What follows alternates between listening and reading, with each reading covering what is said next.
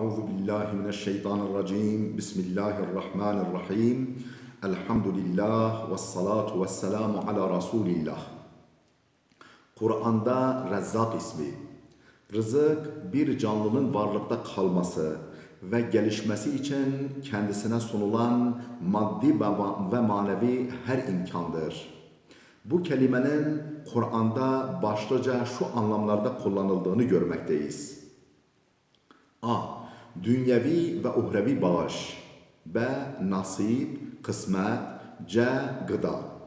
Allah bütün bu anlamlarıyla gerçek rızık vericidir. Rızık verene razık denir.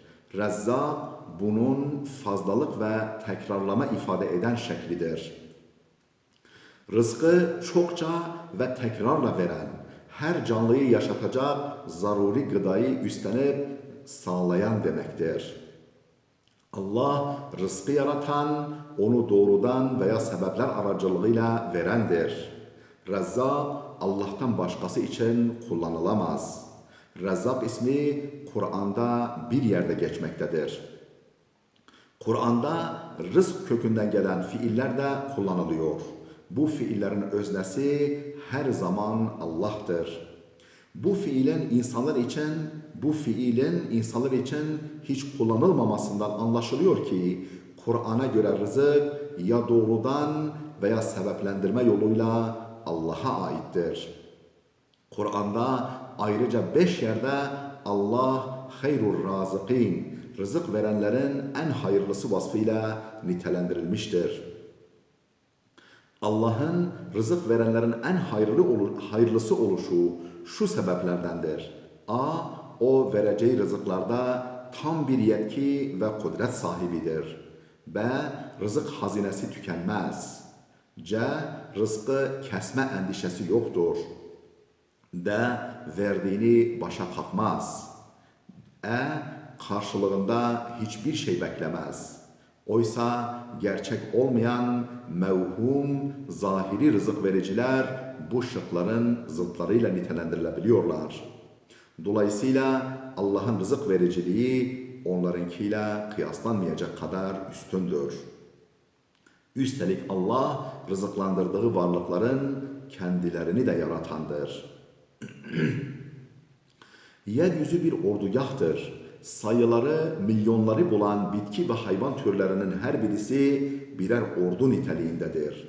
Bu ordunun ayrı ayrı askere alınışı, farklı donanımının verilişi, talimi, askerlik ömür süresinin tayini, askerlik yani ömür süresinin tayini ve terhisatı yani ölümleri bir tek komutan tarafından yapıldığı gibi her birisinin hiç unutulmadan ve şaşırılmadan en uygun rızıklarla beslenişi de yine o tek komutan tarafından sağlanmaktadır. Allah ayrı ayrı rızıkları tam bir rahmetle verilen her bir canlının razıkıdır. Anne rahmindeki yavrunun, denizdeki balığın, meyve kurtları gibi aciz ve zayıf, sayısız canlıların rızkını en mükemmel biçimde veren Allah için bu isim ne kadar da yerindedir. Canımız da, tenimiz de bize Allah'ın lütfudur. Bunların her biri için de ayrıca rızık verir. Yüce alemlere mensup ruh ve aklımızı o alemlerden gelen vahiy ve ilhamla besler. Bütün peygamberlerin getirdikleri vahiy ve talimatlar ruh ve kalbimizin tabii gıdalarıdır. Topraktan gelen tenimizi de topraktan yaratılan rızıklarla besler. Topraktan altın yapmak bugüne kadar mümkün olmamıştır. Yüce Allah aynı su ile sulanan aynı toprak parçasından birbirinden çok farklı sebze ve meyveler yaratmaktadır ki her biri aslında altından daha kıymetlidir. Ucuz olmaları kıymetli olmamasından değil, verenin son derece cömert olmasından ve bolca yaratmasındandır. Beslenmemiz için gıdayı kullanmak gerekir. Ruh ve kalbimizin beslenmesi için de Kur'an'ı okuyup uygulamak gerekir. Rızık Allah'ın elindedir. Derin hikmetine binaen rızkı daraltan da genişleten de O'dur. Bize düşen helal rızkı aramak için elimizden geleni yapmak, Allah'tan ise hayırlısını dilemektir. Bollukta şükür, darlıkta sabır görevimizdir. Şükür de, sabır da kuru söz ile olmaz.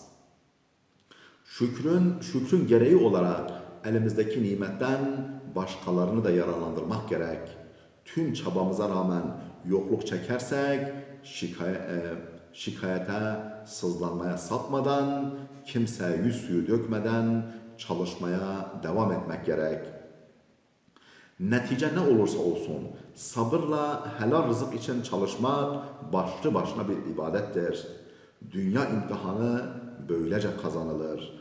Dünyanın dengesi ancak böyle devam eder. Her akıl ve imkan seviyesindeki insana ihtiyaç var. Hakkımızda hayırlısının ne olduğunu bilemeyiz. Kul rızkı yaratan ve verenin sadece Allah olduğunu bilmeli, yalnızca ona bel bağlamalı ve sahip olduğu maddi ve manevi rızıkları onun diğer kullarıyla paylaşmalıdır.